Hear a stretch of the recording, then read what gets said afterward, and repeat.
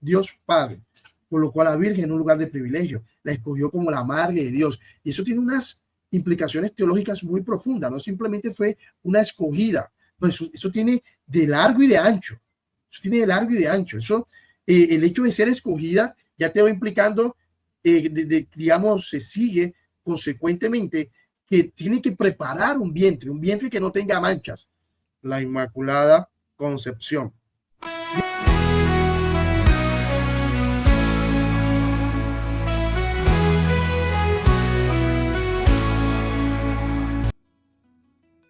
Miren acá. Miren acá. Este live, este video, este programa, vamos a mostrar un poco, vamos a mostrar lo que enseña la iglesia en relación al culto mariano. ¿Qué es lo que sucede? ¿Qué es lo que sucede?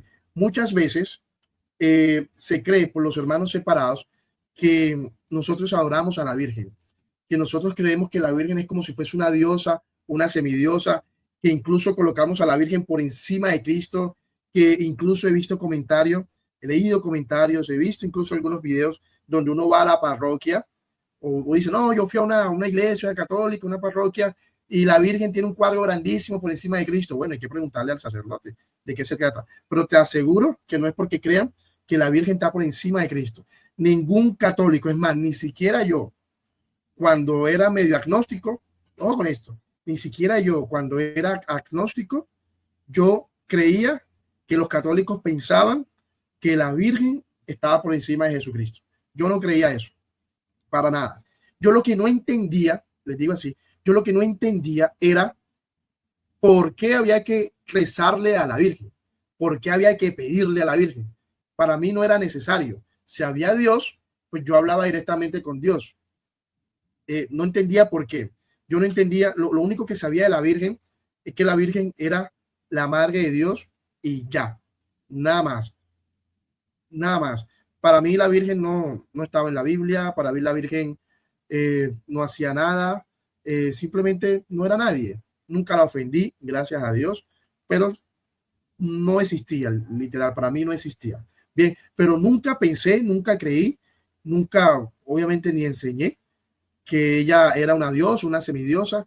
Yo sabía que para los católicos Jesucristo era Dios y no entendía los santos, no entendía la Virgen, no sabía que existía el rosario, no sabía que existía la hora santa, no sabía que existía el Santísimo, muchas cosas no sabía, muchísimas cosas. Pero lo que sí sabía es que para los católicos la Virgen no era Dios. Eso sí lo tenía claro.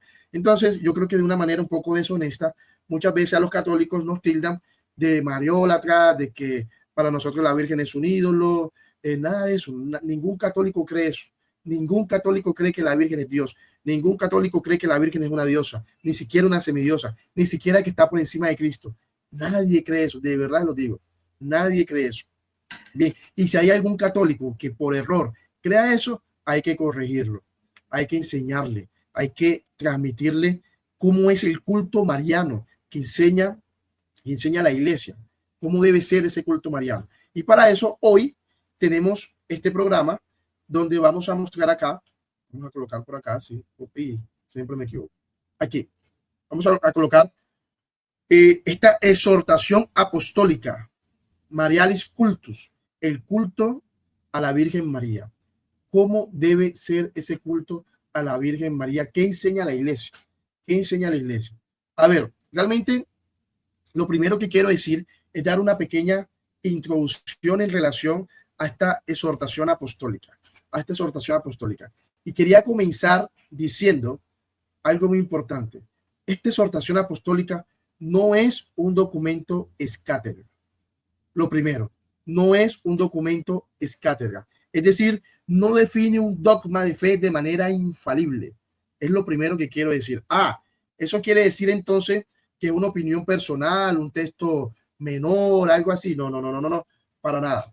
Vamos a aclarar algo. Cuando el Papa, digamos, hace uso de ese dogma de la infalibilidad, es decir, cuando habla es cátedra, cuando enseña a toda la iglesia un tema relacionado de fe y moral vinculante para todos, eso digamos que lo define de manera solemne y debe ser creído por todos los fieles.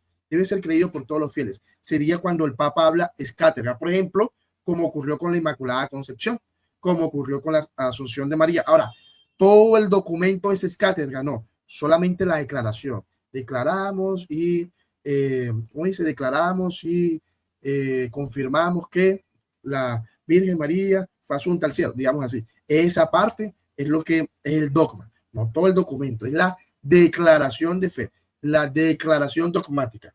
Bien, eso como primera medida. Este documento, la exhortación apostólica Marialis Culto de su santidad Pablo VI, no por no ser un documento es cátedra, lo hace un documento menor, ni una opinión personal. Digamos que esta exhortación apostólica pertenece al magisterio ordinario, lo cual, digamos que expresa de manera auténtica una enseñanza, expresa de manera auténtica la autoridad pastoral del Papa, expresa de manera auténtica, digamos, que lo que nosotros debemos conocer, no con un carisma, un carácter de infalibilidad. Eso hay que dejarlo claro. A ver, el magisterio ordinario, cuando enseña o cuando, digamos, nos transmite un documento de esto, debemos de alguna manera respetarlo y entenderlo como una enseñanza pastoral muy importante para nuestra fe. Y aquí yo tengo el documento, o mejor, aquí hay un librito, mírenlo acá, mírenlo por acá. Concilio Vaticano II, Lumen Gentium, numeral 25. Quiero leerlo, yo lo tengo acá señalado. Voy a leerlo, mira acá. ¿Qué es lo que dice? El oficio de enseñar de los obispos. Entre los principales oficios de los obispos se destaca la predicación del evangelio, porque los obispos son los pregoneros de la fe que ganan nuevos discípulos para Cristo y son los maestros auténticos, o sea, los que están dotados de la autoridad de Cristo, que predican al pueblo que les ha sido encomendado la fe, que ha de ser creída y ha de ser aplicada a la vida, y la ilustran a la luz del Espíritu Santo, extrayendo el tesoro de la revelación, cosas nuevas y viejas, la hacen fructificar y con vigilancia apartan de su grey los errores que la amenazan. Los obispos, cuando enseñan en comunión con el romano pontífice, deben ser respetados por todos como testigos de la verdad divina y católica. Los fieles, por su parte, en materia de fe y costumbre, deben aceptar el juicio de su obispo, dado en nombre de Cristo, y deben adherirse a él con religioso respeto. Lumen Gentium, numeral 25, Concilio Vaticano II. ¿Qué quiere decir esto? Que realmente una exhortación apostólica, a pesar que no tenga el carácter de la infalibilidad, nos invita a aceptar esta enseñanza con respeto, con religiosidad, sabiendo que a pesar que no es un dogma, es una enseñanza auténtica y vinculante para toda la cristiandad.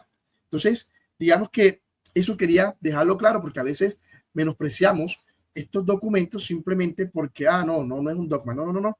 Realmente es algo muy importante para nuestra fe, para la vida cristiana. Recordemos también, y voy a colocar acá, dentro de los documentos que su santidad San Pablo VI, cuando era papa, él promulgaba, también promulgó este que tengo acá. Esta es una carta encíclica. Esto yo lo imprimí, pero por ahí ustedes también pueden acceder a él. Yo lo imprimí para leerlo mejor. Esta carta encíclica habla sobre la regulación de la natalidad, la Humanae Vitae. Esto es tremendamente importante leerlo. Yo recomiendo, aquí yo tengo algunas anotaciones. Después quiero hacer un programa sobre esto, porque realmente, y traer a un especialista de esto para que nos hable, porque es bien cortitica. Yo recomiendo imprimirla y leerla, porque nosotros como católicos debemos saber qué enseña la iglesia. ¿Qué enseña la iglesia? Bien, eso como primera medida. Y hoy vamos a leer un poco, aprender un poco sobre esta devoción mariana. Contextualizando un poquito más sobre esta exhortación apostólica, yo te pido que des un like, que comentes, hagas todo lo que normalmente se pide para que muchos católicos conozcan lo que enseña la iglesia realmente y cómo debe ser la devoción mariana. Miren, este documento fue promulgado en 1974, por ahí está la fecha. En febrero de 1974 fue promulgado este documento Marialis Culto, el culto a María. Bien, y es un documento interesante porque fue promulgado después del Concilio Vaticano II, es decir, es un documento post-concilio. ¿Qué pasaba en esos años? Dando un pequeño contexto histórico. En esos años, realmente te recuerdan que después del concilio, o sea, el concilio de alguna manera renovó un poco la forma de vivir la fe, de la forma de, digamos, de presentar la devoción cristiana al mundo. Bien, pero junto con esa renovación hubo algunos excesos y algunos decesos, es decir, en temas de, digamos, especialmente vinculados al culto de la Virgen. Algunos empezaron a pensar que realmente la Virgen estaba por encima de Cristo, lo cual está mal. Otros, por el contrario, empezaron a decir, no, realmente la Virgen es una mujer cualquiera, simplemente fue una escogida, realmente no hay que darle tanto culto, no es necesario, es como Ruth, es como Esther, como otras mujeres. Entonces empezó ese deceso. Entonces, ¿qué hizo realmente San Pablo VI? San Pablo VI lo que empezó fue con esta exhortación apostólica, a realzar el culto a la Virgen María, que sí es necesario, pero ¿cómo se debe hacer? De una manera ordenada. ¿Y en qué está basado? No es un culto que nos inventamos los hombres, es un culto que realmente viene de Dios, un culto que realmente viene de Dios. ¿Por qué? Porque fue Jesucristo, fue el propio Dios quien colocó a la Virgen en un lugar de privilegio. A ver, la segunda persona de la Trinidad, la segunda persona de la Trinidad colocó a la Virgen en un lugar de privilegio. Recordemos las bodas de Caná, el primer milagro en público que hizo Jesucristo, que hizo Dios. ¿Lo hizo por quién? Por la intercesión de la Virgen María. Ahí está, colocando a la Virgen en un lugar de privilegio. La primera persona de la Trinidad, Dios Padre, Dios Padre, colocó a la Virgen en un lugar de privilegio, la escogió como la madre de Dios. Y eso tiene unas implicaciones teológicas muy profundas, no simplemente fue una escogida, no, eso tiene de largo y de ancho, eso tiene de largo y de ancho. Eso, el hecho de ser escogida ya te va implicando, digamos, se sigue consecuentemente que tiene que preparar un vientre que no tenga manchas, la Inmaculada Concepción.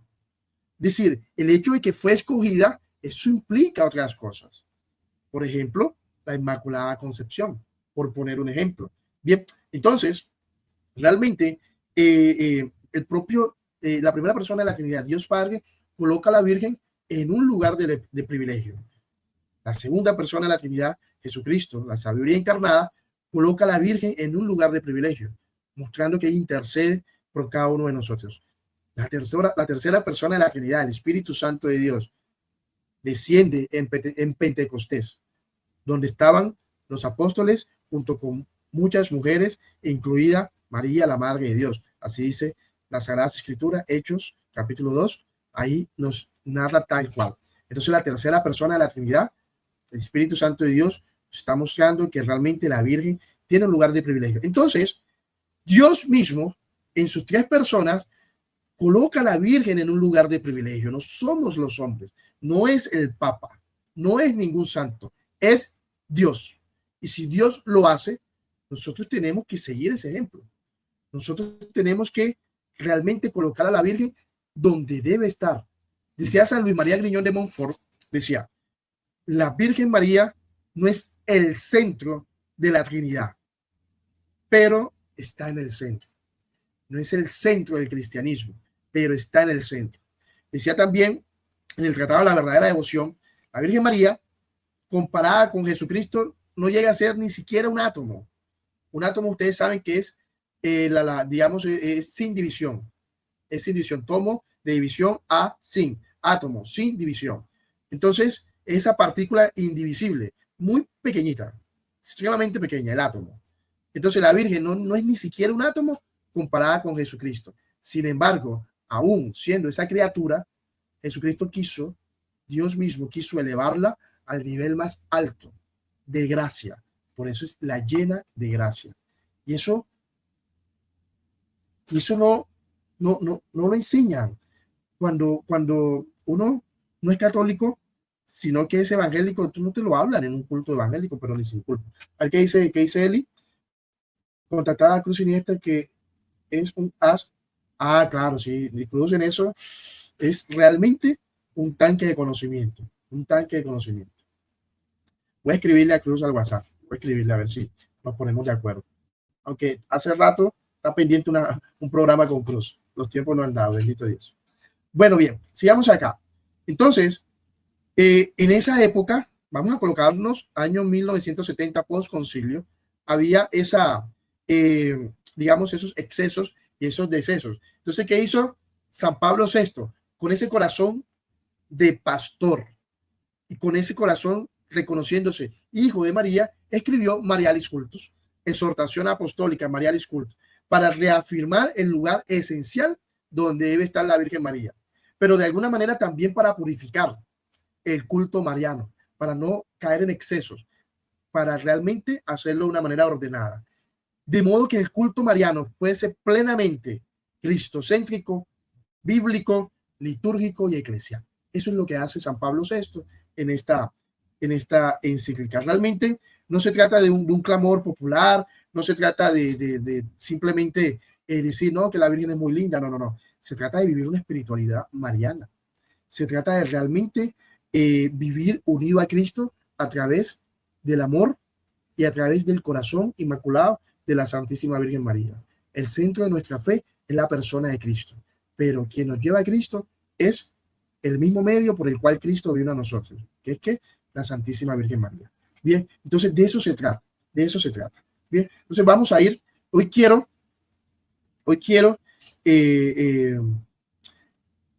digamos, después de esta introducción, yo quiero ir y les recomiendo que lo lean. Esto está en la página del Vaticano, Marialis Cultus. Mira acá, tiene una parte 1, el culto a la Virgen en la liturgia. Aquí está el numeral 1, nos habla de la Virgen en la liturgia romana restaurada, y viene por numerales, el 2, el 3. Yo quiero ir al numeral 29 hoy. Después podemos revisar los primeros, pero hoy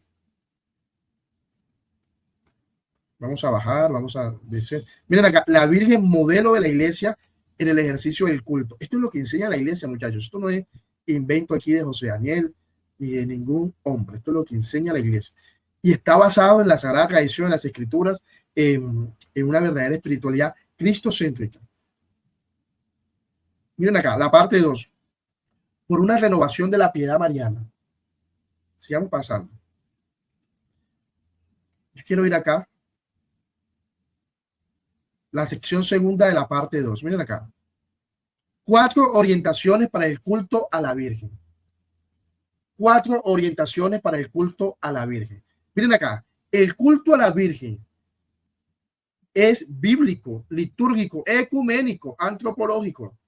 Y vamos a leerlo y vamos a ir meditando esta enseñanza. El numeral 29 nos dice, a las anteriores indicaciones, los numerales anteriores, que surgen de considerar las relaciones de la Virgen María con Dios, Padre, Hijo y Espíritu Santo, lo que les venía diciendo. La Virgen no es el centro de la Trinidad, pero está en el centro. Hija del Padre, Madre del Hijo, esposa del Espíritu Santo. Entonces mira lo que nos dice. Surgen de considerar las relaciones de la Virgen María con Dios y con la Iglesia. Queremos añadir su santidad.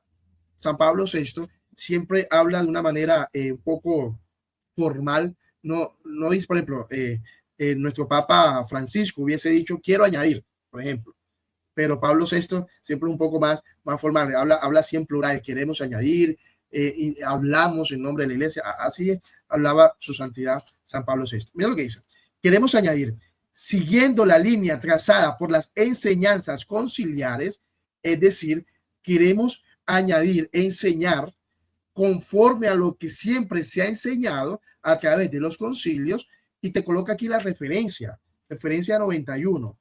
Vamos a ver qué referencia es esa. La referencia 91 es aquí, ¿ve?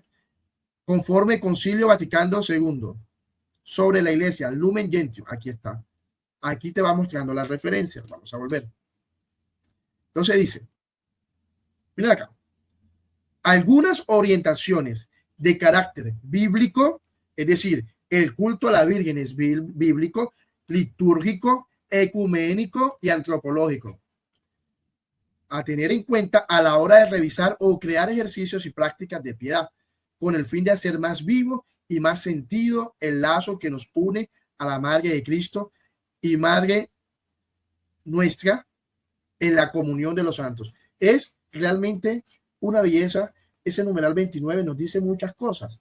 Nos dice muchas cosas. El culto a la Virgen, bíblico, litúrgico, ecuménico, antropológico. Digamos que, mira cuando nos dice, no queremos añadir, pero a ver, no se trata de añadir algo a Cristo, sino de reconocer la obra de Dios en María. No se trata de añadir una nueva revelación. No existe algo moderno, no existe eso. Es realmente reconocer la obra de Dios en María. Y si Dios, Padre, Hijo y Espíritu Santo, un solo Dios en tres personas, tomó a la Virgen y la colocó en un lugar realmente donde debe ser exaltada, nosotros también tenemos que hacerlo. Entonces, digamos, así como un artista alaba su obra, digamos, Dios alaba su obra, nosotros debemos también hacerlo. Reconocer a Dios la obra que hizo en la Santísima Virgen María. ¿Y cómo hacerlo? Bueno, sigamos leyendo. Numeral 30. Miren acá. Miren acá. Atención. Miren aquí. La necesidad de una impronta bíblica en toda forma de culto es sentida hoy como un postulado general en la piedad cristiana. La necesidad de una impronta bíblica en toda forma de culto es sentida hoy, es decir, en 1974, como un postulado general de la piedad cristiana. El culto a la Virgen debe ser bíblico. Y cuando nosotros tomamos las Sagradas Escrituras, vea, está lleno de la Virgen María, desde Génesis hasta Apocalipsis, lleno de la Virgen María. Ni hablemos del Nuevo Testamento. Hay un montón de textos en el Antiguo Testamento donde, y después quiero hacer un programa de la Virgen en el Antiguo Testamento, donde nos da esa comparación tipo de la Virgen, digamos, enseñando y mostrando que realmente ya se hacía una prefiguración de lo que es la Virgen María. Por ejemplo, Génesis 3:15, la mujer que le pisa la cabeza a la serpiente. ¿Qué mujer es esa? Apocalipsis 12 viene a decir qué mujer es esa. La madre del rey. ¿Quién es la madre del rey? La Virgen. La Virgen. Entonces, todo culto a la Virgen es bíblico. Sigamos leyendo. El progreso de los estudios bíblicos, la creciente difusión de las Sagradas Escrituras y sobre todo el ejemplo de la tradición y la moción íntima del Espíritu Santo, del Espíritu, orientan a los cristianos de nuestro tiempo a servirse cada vez más de la Biblia como del libro fundamental de oración y a buscar en ella inspiración genuina y modelos insuperables.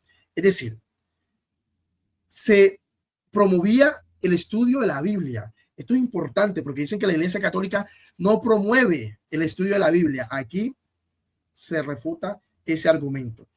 Se debe servir cada vez más de la Biblia como un modelo de un libro fundamental de oración, pero no solamente la Biblia. En el texto anterior, o en la línea anterior, nos hablaba del ejemplo de la tradición. Recordemos que en la Iglesia Católica somos Biblia, tradición y magisterio, el trípode católico. Sigamos leyendo.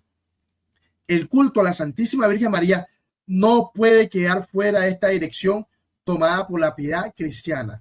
Al contrario, debe inspirarse particularmente en ella para lograr nuevo vigor y ayuda segura. La Biblia, al proponer de modo admirable el designio de Dios para la salvación de los hombres, está toda ella impregnada del misterio del Salvador y contiene además, desde Génesis hasta Apocalipsis, referencias indudables a aquella que fue madre y asociada al Salvador. Dios mío bendito, esto es oro puro. Déjame aquí señalarlo. Miren esta belleza. Miren esto. Contiene desde Génesis hasta el Apocalipsis referencias indudables a aquella que fue madre y asociada del Salvador. No lo inventé yo.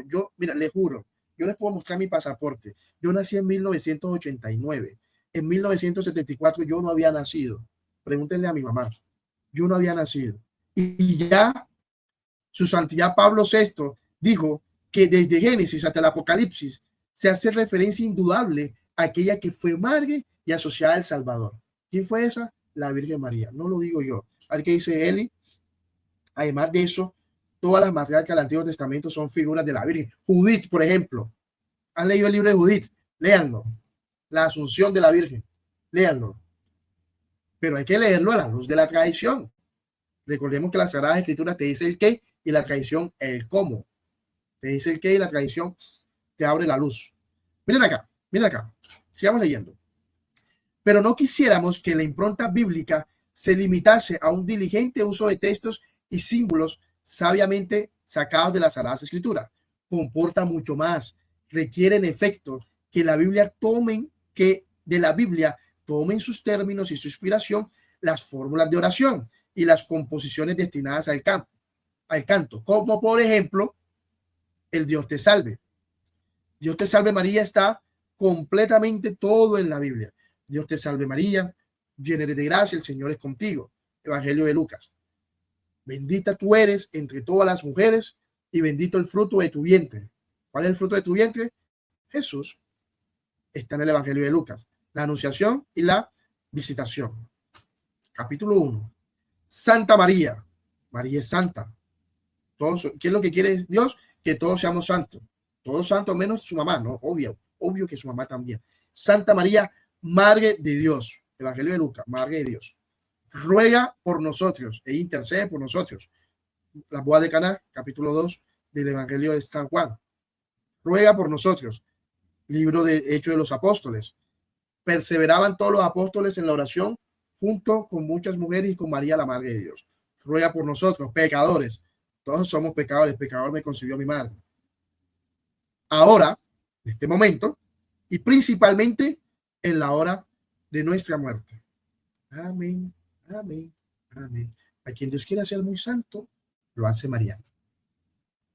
Entonces, todas esas fórmulas de oración están en la Biblia, se basan en las Escrituras. Miren acá, exige sobre todo que el culto a la Virgen esté impregnado de los grandes temas del mensaje cristiano, a fin de que, al mismo tiempo que los fieles veneran la sede de la sabiduría, sea también iluminados por la luz de la palabra divina e inducidos a obrar según los dictados de la sabiduría encarnada. Numeral 30 de la exhortación apostólica Marialis Cultus. En otras palabras, ¿qué nos quiere decir este numeral 30? Cristo es el centro del culto mariano.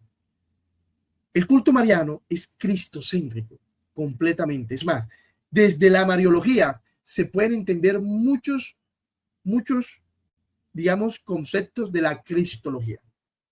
Desde la Mariología se entienden muchos conceptos de la cristología. ¿Cómo por poner? José, dime un ejemplo. Bueno, te pongo un ejemplo. A ver, Isaías 7:14, no Isaías 68, no. Isaías 7:14. En Isaías 7:14 nos habla que la Virgen concebirá y dará a luz un hijo. Bien, ese hijo, ese niño que viene, es Dios. ¿Cómo yo sé que ese niño es Dios? Porque quien da a luz a ese niño es una virgen. Concebirá y dará a luz. Si la virgen no fue virgen, entonces el que nació no es el Emanuel, el Dios con nosotros. Entonces, entender la Mariología, entender que la virginidad perpetua de la Santísima Virgen María nos lleva a entender que quien nació de ese vientre es Cristo, el Emanuel, el Dios con nosotros. Eso es necesario. Por eso desde la Mariología se explican muchas cosas de la cristología. Mira lo que nos dice Eli. El ejemplo más claro de que la Mariología es la base de la cristología es que precisamente el lío con Torio comenzó cuando él le dio con llamar a María como Madre de Jesús en vez. Eli, te digo que no entendí el comentario. No sé si de pronto el corrector ahí, si lo puedes escribir mejor, Dios te pague para poder entender mejor. Griselda, ¿cómo está mi querida Gris? Mi querida Gris, bienvenida Gris. Nestorio, ahora sí.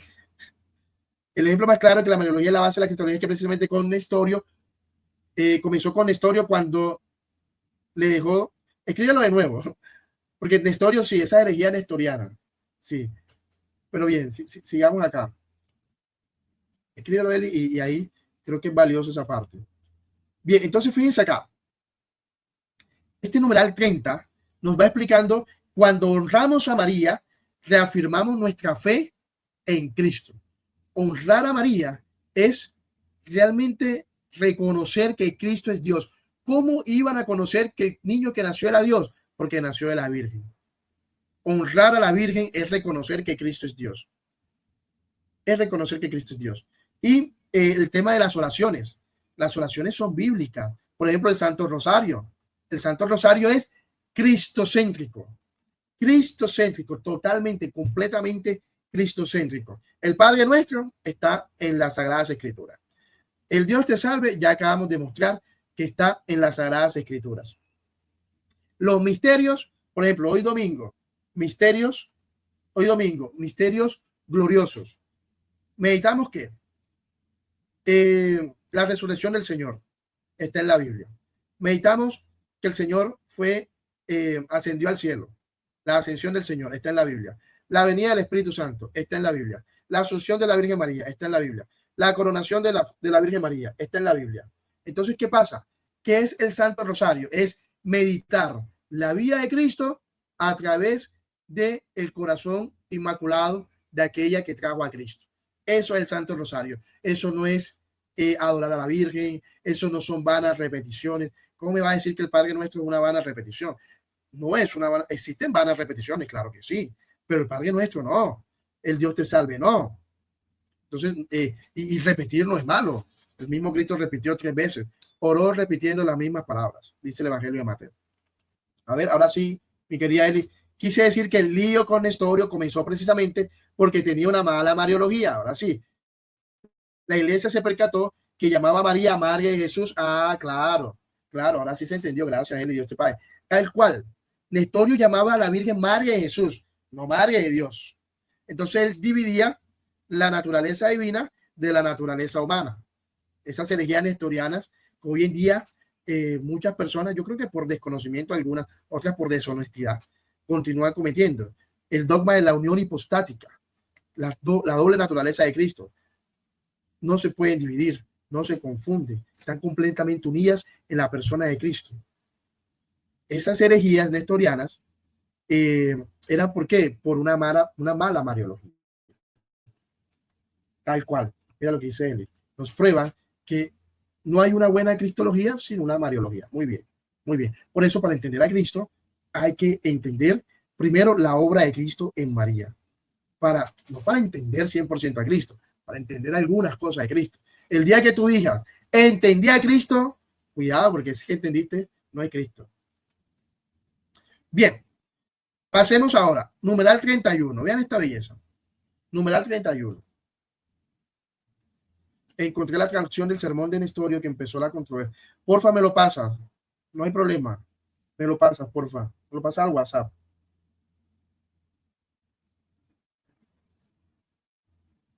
Bien. Miren acá, numeral 31. Ya hemos hablado de la veneración que la iglesia siente por la Madre de Dios en las Sagradas Escrituras. Ahora, tratando de las demás formas de culto y en los criterios en que se debe inspirar, no podemos menos recordar la norma de la Constitución Sacrosanctum Concilio, aquí, Concilio Vaticano II, la cual, al recomendar vivamente los piadosos ejercicios del pueblo cristiano, añade: es necesario que tales ejercicios, teniendo en cuenta los tiempos litúrgicos, se ordenen de manera que estén en armonía a la Sagrada Liturgia, se inspiren de algún modo en ella y, dada su naturaleza superior, conduzcan a ella al pueblo cristiano. Norma sabia, norma clara, cuya aplicación, sin embargo, no se presenta fácil, sobre todo en el campo del culto a la Virgen, tan variado en sus expresiones formales.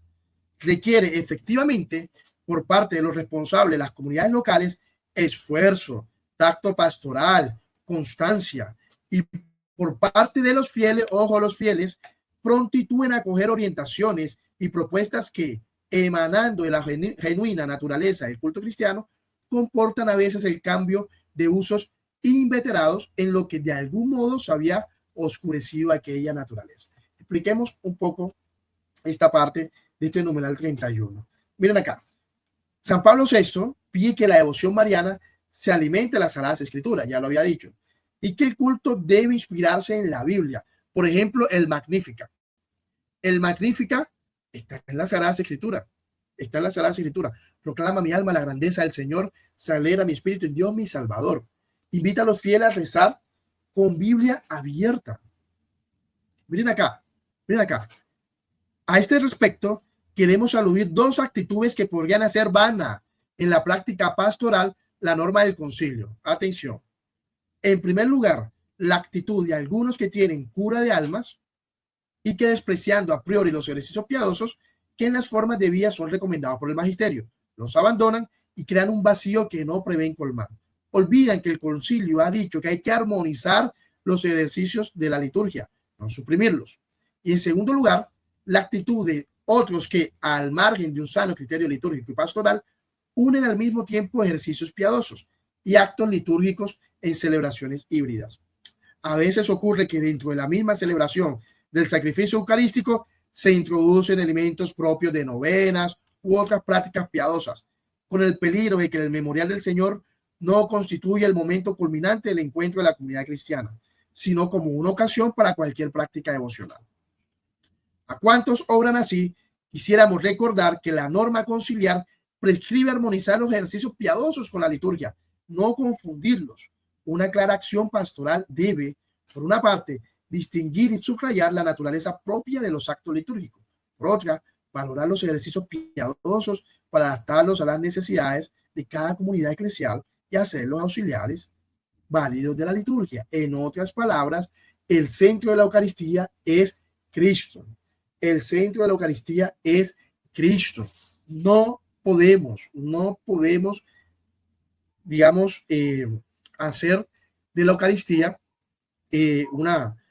colocar a la Virgen o a algún santo por encima de ese culto de la tría. No se puede. Entonces, aquí su santidad Pablo VI nos está enseñando, mostrando realmente que el centro de la Eucaristía es Cristo y el culto a la Virgen debe estar en armonía con eso. La propia Virgen adorando a Cristo. Además, se sabe que en la Eucaristía todo es cristocéntrico, absolutamente todo es cristocéntrico. En un momento de la Eucaristía, cuando el sacerdote dice, y junto con María, la Madre de Dios, nosotros, cada vez que se menciona el nombre de la Virgen en la Eucaristía, hacemos así una venia, dándole el lugar a Cristo como el centro de la Eucaristía y reverenciando a aquella mujer humilde, inmaculada, que lo trajo. Entonces, fíjense cómo su santidad, San Pablo VI, empieza a empieza a dar esas directrices de cómo debe ser el culto a la Virgen, de cómo debe ser el culto a la Santísima Virgen María.